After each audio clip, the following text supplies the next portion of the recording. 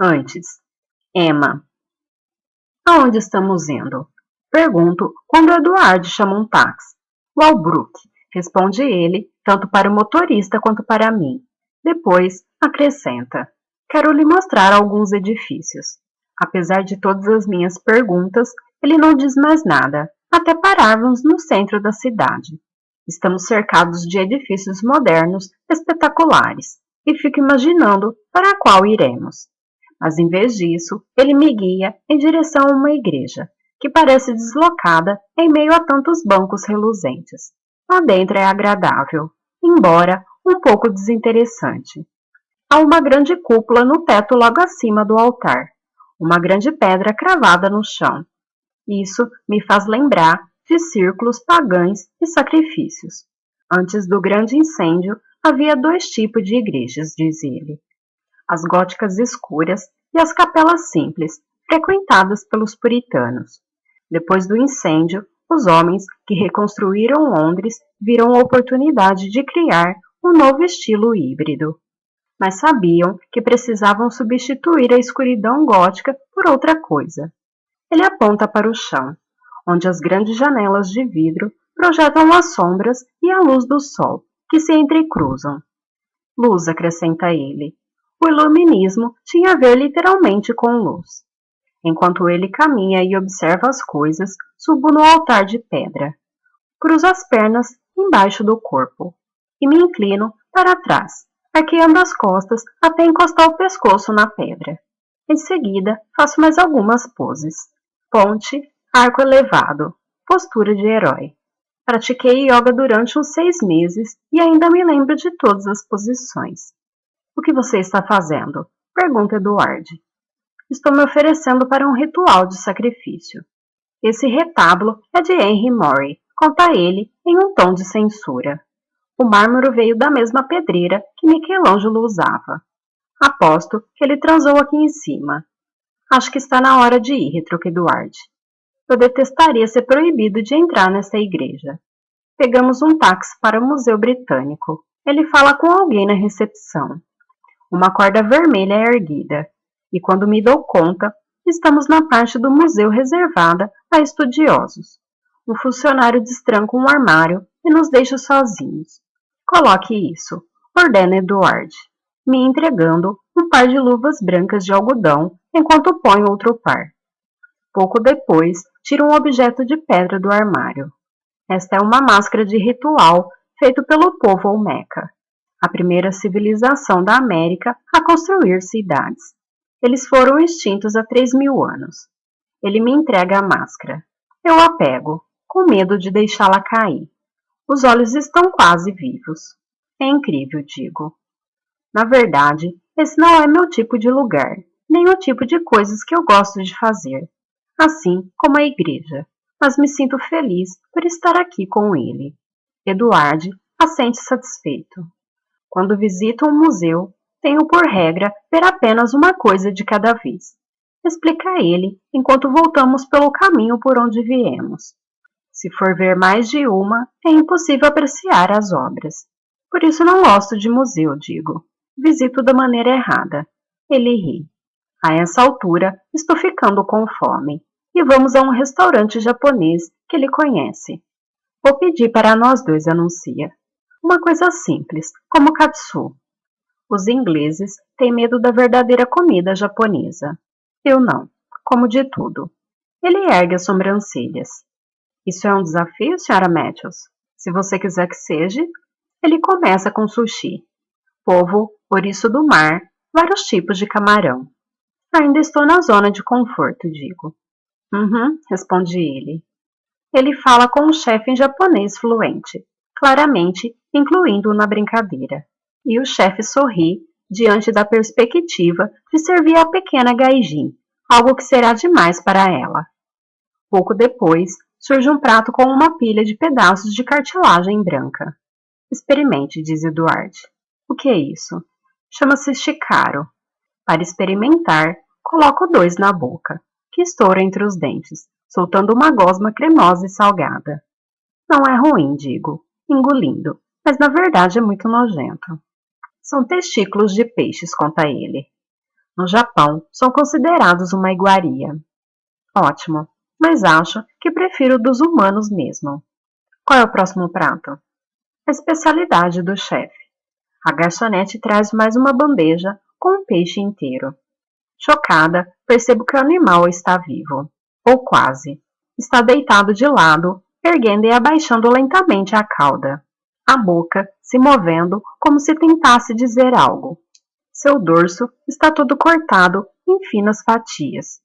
Por um instante, quase desisto. Mas então, fecho os olhos e como. No segundo pedaço, mantenho os olhos abertos. Você é uma aventureira gastronômica, diz ele a contragosto. Não só gastronômica, respondo. Tem uma coisa que você precisa saber, Emma. Ele parece sério. Por isso, baixo os rachis e presta atenção. Eu não tenho relacionamentos convencionais, diz ele. Assim como não faço casas convencionais.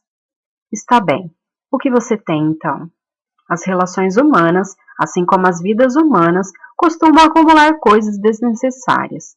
Cartões dos dias dos namorados, gestos românticos, datas especiais, carinhos sem sentido.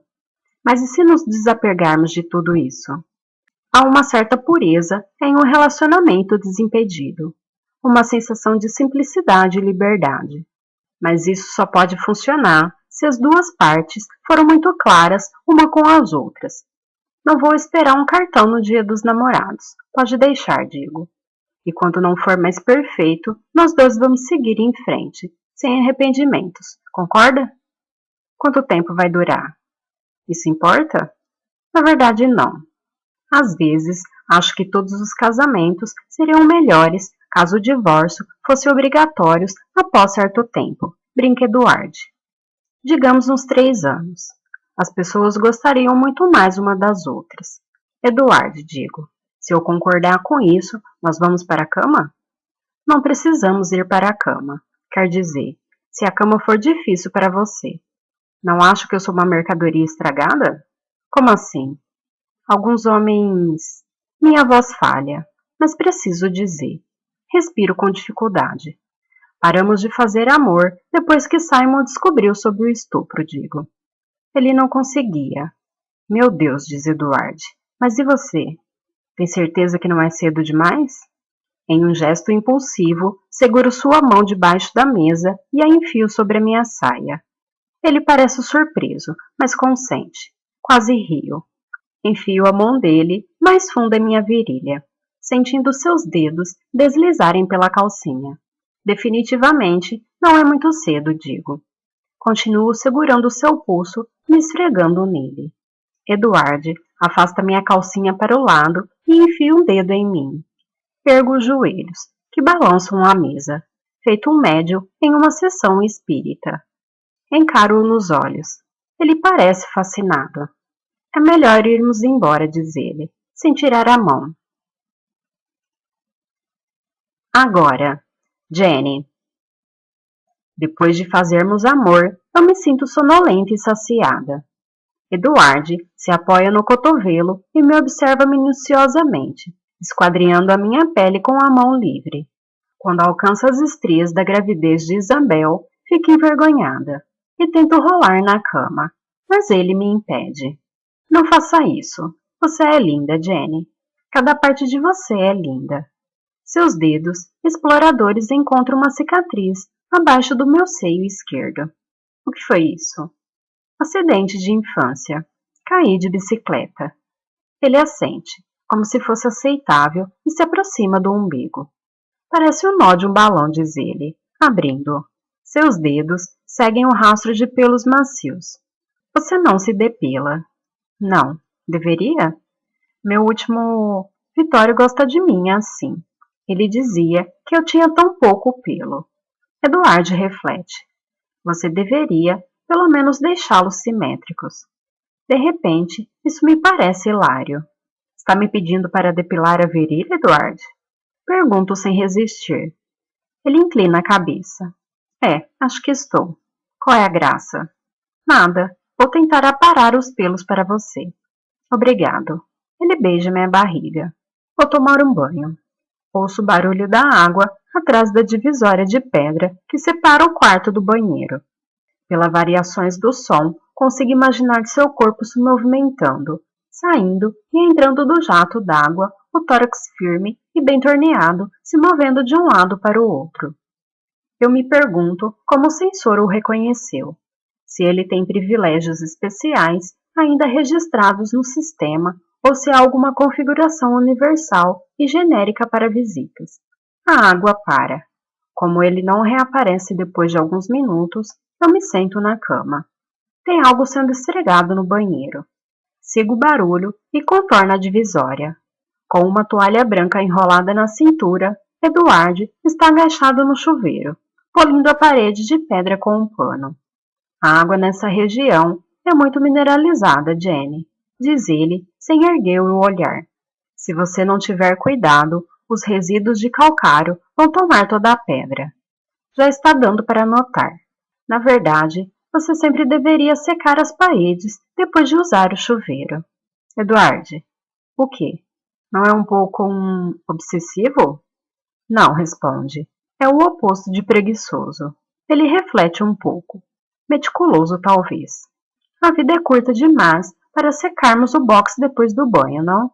Ou talvez a vida seja curta demais para vivermos de forma menos que perfeita, diz ele. Racional, e então se levanta. Você ainda não fez a avaliação, não é? Avaliação? Com a governanta. Acho que atualmente está programada para intervalos mensais. Vou alterar isso para marcar uma amanhã. Ele faz uma pausa. Tenho certeza de que você está indo bem, Jenny, mas os números vão ajudá-la a melhorar ainda mais. Na manhã seguinte, acordo feliz e um pouco dolorida. Eduardo já foi embora. Desço para preparar um café antes de tomar um banho e encontro uma mensagem da governanta na tela do laptop. Jenny, classifique as seguintes afirmações em uma escala de 1 a 5, em que 1 é concordo totalmente e 5 é discordo totalmente. Às vezes, cometo erros. Eu me decepciono com facilidade. Fico ansiosa com algumas coisas sem importância. Há mais dezenas de perguntas. Deixo isso para mais tarde. Preparo o café e levo para o andar de cima. Entro no chuveiro, esperando uma cascata luxuosa de calor. Nada acontece. Balanço o braço, o que está com a pulseira digital. Mas ainda assim, nada. Será que faltou energia? Tento lembrar se há uma caixa de fusíveis no armário com o material de limpeza. Mas não pode ser isso. Havia energia no andar de baixo, ou a governanta não estaria funcionando. Então, me dou conta do que deve ser. Porra, Eduardo, digo em voz alta. Eu só queria tomar um banho, droga. Quando confiro a governanta mais de perto, encontro a seguinte mensagem. Algumas instalações da casa foram desativadas até que a tarefa seja concluída. Pelo menos pude tomar café. Eu me sento e respondo às perguntas. Antes, Emma. O sexo é bom. Bom, mas não espetacular. Tenho a impressão de que ele está se contendo, tentando ser cavalheiro, sendo que, na verdade, um cavalheiro é a última pessoa com que eu desejo dividir a cama. Quero que ele seja macho alfa, egoísta, que obviamente é capaz de ser. Ainda assim, há muito com o que trabalhar. Depois, vestindo um roupão, eu me sento à mesa de pedra e o observo a cozinhar. Ele coloca um avental antes, um gesto estranhamente feminino para um homem tão másculo. Mas assim que os ingredientes estão prontos, ele começa a fritá-los. Tudo se resume a concentração e precisão, fogo e energia. Ele joga os ingredientes para cima e os pega como se fosse uma panqueca grande e mole. Em alguns minutos, a refeição fica pronta. Estou faminta. Seus relacionamentos sempre foram assim? Pergunto enquanto comemos. Assim como, seja lá como for isso, desimpedidos, meio distantes. Por muito tempo, sim. Não que eu tenha algo contra relações convencionais, sabe? Mas meu estilo de vida não me permite esse tipo de coisa. Por isso, tomei a decisão de me ajustar a relacionamentos mais curtos. Descobri que desta forma podem mesmo ser melhores, mais intensos, uma corrida de velocidade em vez de uma maratona. Como você sabe que não vai durar, você curte mais a outra pessoa. E quanto tempo esses relacionamentos costumam durar? Até onde nós decidimos terminar, diz ele. Só funciona se as duas partes quiserem a mesma coisa. E não pense que com desimpedida me refiro à falta de compromisso ou esforço. É só um tipo diferente de compromisso, um tipo diferente de esforço. Alguns relacionamentos mais perfeitos que já tive não duraram mais de uma semana. Outros duraram vários anos. A duração realmente não importa, só a qualidade. Conte sobre um que durou vários anos, peço. Nunca falo sobre as mulheres com quem me relacionei antes, declara ele com firmeza. Da mesma forma que nunca vou falar sobre você com as outras. De qualquer forma, é a minha vez. Como você organiza os temperos? Os temperos? É, isso está me incomodando desde que tentei encontrar o cominho. Claramente, não estão organizados em ordem alfabética ou por data de validade. É por sabor? Por continente de origem? Você está brincando, não é? Ele me encara e pergunta. Quer dizer que é de forma aleatória? Totalmente. Uau! Exclama ele. Acho que ele está sendo irônico, mas tratando-se de Eduarde, às vezes é difícil ter certeza. Ao sair, ele me diz que a noite foi maravilhosa. Questão 5b. Imagine que você precisa escolher entre doar uma pequena quantia para o museu local que está angariando fundos para uma importante obra de arte ou doar para uma instituição que combate a fome na África. Qual você escolhe? A. Museu. B. Fome. Agora, Jenny. Admiro como o trabalho de desenvolver uma forma rigorosa, com uma grande variedade de tipografia, diz um sujeito vestindo uma jaqueta de veludo, fazendo gestos largos para o teto de vidro e aço, com uma taça de champanhe na mão. Uma fusão de infraestrutura não cartesiana e funcionalidade social. Fala uma mulher séria. Linhas de despejo implícito e depois negado.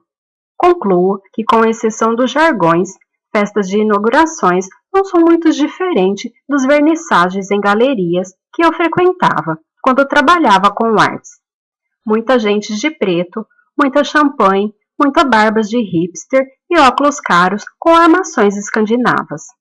Esta noite, a ocasião é uma nova sala de concertos projetada por David Castifiel. Aos poucos, vou me familiarizando com os nomes dos arquitetos ingleses mais conhecidos. Norma Foster, o falecido Zaha Hadid, John Payson, Richard Roger.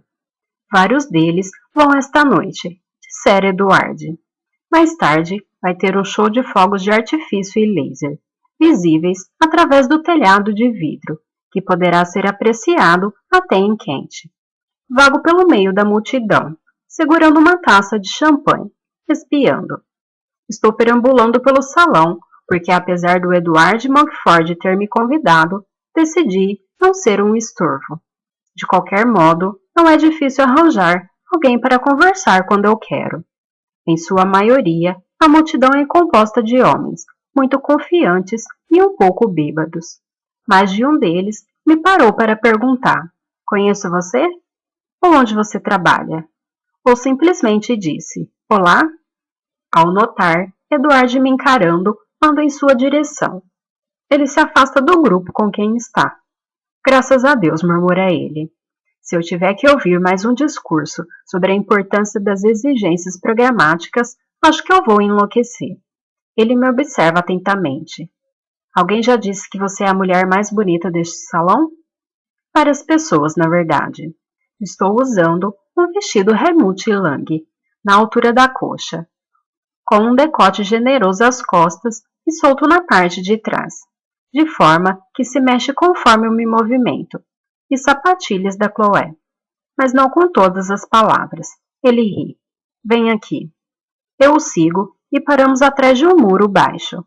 Ele deixa a taça de champanhe no muro e depois passa a mão no meu quadril. Você está usando calcinha, observa. Pois é, acho que deveria tirá-la. Está marcando o vestido. Não se preocupe, ninguém vai ver. Fico paralisada por um instante. Então olho ao redor. Não tem ninguém nos observando. Com a maior discrição possível, tiro a calcinha. Quando me abaixo para pegá-la, Eduardo encosta em meu braço. Espere. Sua mão direita ergue a bainha do vestido. Ninguém vai ver, repete. Sua mão sobe pela minha coxa até parar entre minhas pernas. Fico chocada. Eduardo, eu... Não se mexa, diz ele com delicadeza. Seus dedos deslizam para frente e para trás, quase sem fazer contato. Sinto meu corpo se curvar na direção do dele, desejando uma expressão. Essa não sou eu, penso. Não faço essas coisas. Ele rodeia meu clitóris 2, 3 vezes, então, sem aviso prévio, enfia suavemente o dedo dentro de mim. Em seguida, faz uma pausa para pegar o copo da minha mão e coloca ao lado do dele. E subitamente, suas mãos estão me tocando. Uma por trás, 2 dedos deslizando para dentro e para fora, outra na frente, circulando e pressionando. O barulho da festa parece diminuir. Sem fôlego, deixo sob responsabilidade dele vigiar se tem alguém nos vendo. Eduardo está no comando.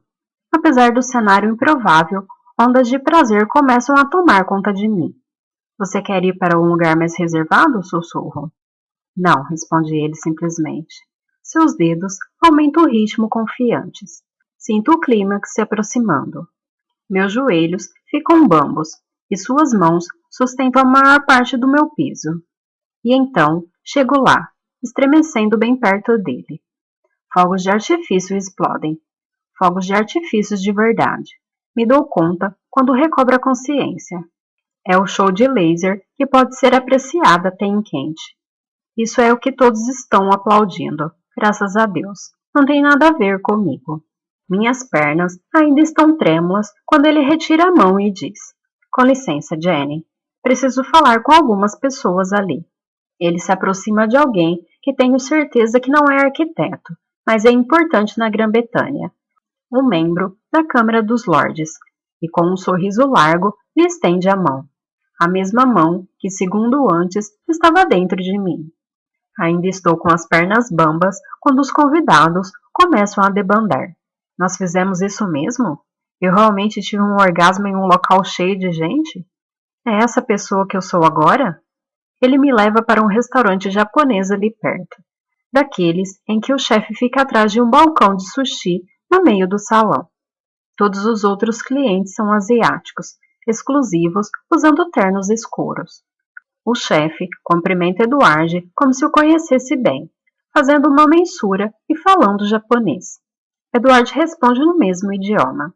Falei para ele escolher os pratos, diz. Assim que nos sentamos a uma mesa. É sinal de respeito confiar no julgamento do Tamae. Seu japonês é fluente. Construí um edifício em Tóquio não faz muito tempo. Eu sei. O arranha-céu japonês dele é uma hélice sensual e elegante. Uma broca gigantesca perfurando as nuvens. Foi sua primeira vez no Japão? Eu sei que não, é claro. Observando-o arrumando os hashis de modo que fiquem paralelos um ao outro. Passei um ano lá, depois que a minha esposa e meu filho faleceram. Responde com um tom de voz tranquilo. E sinto um arrepio de entusiasmo com esse primeiro minúsculo vislumbre de relação e de intimidade. Eu me senti em casa, não só por causa do lugar, mas pela cultura. A ênfase na autodisciplina e na restrição. Na sociedade em que vivemos, austeridade é associada à privação e pobreza. No Japão, eles a consideram a mais linda forma de beleza. Chamam de shibui. Uma garçonete traz 2 tigelas de sopa. As tigelas são feitas de bambu pintado, tão leves e pequenas que se encaixam na mão. Essas tigelas, por exemplo, diz ele, pegando uma delas, são velhas e combinam muito. Isso é shibui. Tome um gole. Algo se contorce na minha língua, uma palpitação estranha. Aliás, estão vivos, acrescenta. O quê? Pergunta assustada. Há pequenos camarões na sopa. Shiroi o recém-nascido. O chefe os acrescenta no último minuto. São considerados uma grande iguaria. Ele aponta para o balcão de sushi e, mais uma vez, o chefe se curva em nossa direção. A especialidade do chefe Atara é ikizukuri, frutos do mar vivos. Espero que não tenha problema. A garçonete traz outro prato e coloca na mesa. É um pargo vermelho. As escamas de cor cobre, muito brilhantes, apoiadas em tiras de rabanete. Um dos lados do peixe foi cuidadosamente cortado em sashimis, até a espinha dorsal. Mas a criatura ainda está viva. A cauda se curvando, feito um escorpião, antes de baixar lentamente. A boca se abre e se fecha. Os olhos se reviram, alarmados. Ai, meu Deus, digo horrorizada. Experimente, é delicioso, eu garanto. Ele estende a mão e pega uma fatia de carne clara com os hashis. Eduardo, não posso comer isso. Não tem problema, vou pedir outra coisa. Ele acena para a garçonete, que logo se aproxima. Mas a sopa em meu estômago subitamente ameaça voltar. Recém-nascidos. A palavra começa a martelar na minha cabeça.